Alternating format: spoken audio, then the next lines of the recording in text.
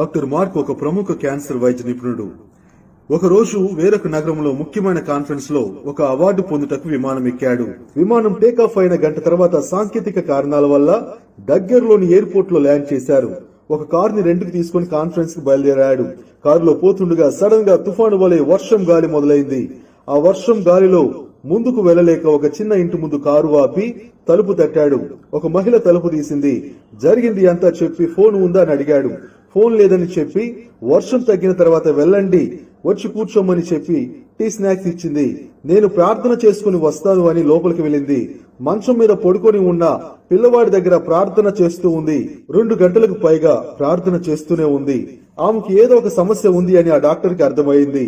ఆమె ప్రార్థన ముగించిన తర్వాత నిజంగా దేవుడు ప్రార్థన వింటాడా అని ఆమెను ఎగతాళిగా అడిగాడు.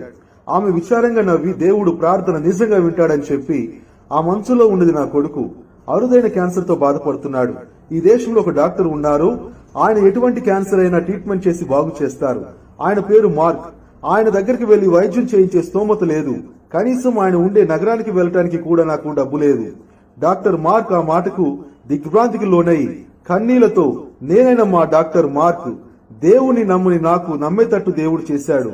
నీవు ప్రార్థన చేస్తున్నావు నా దగ్గరికి రావటానికి, కానీ నీ ప్రార్థన వలన నన్నే దేవుడు నీ దగ్గరకు పంపుటకు విమానం ఆపాడు. తుఫాను, గాలి, వర్షం నేరుగా నీ ఇంటిలోకి తెచ్చాడు అని కన్నీళ్లతో చెప్పి, దేవుడు నిజంగా గొప్పవాడని చెప్పి, నీ కొడుకు బాధ్యత నాది అన్నారు ఆ డాక్టర్ గారు. అప్పుడు ఆమె, ఆ యొక్క డాక్టర్ గారు ఇద్దరు కూడా దేవుని స్తుతులు చెల్లించారు. దేవునికే మహిమ కలుగును గాక.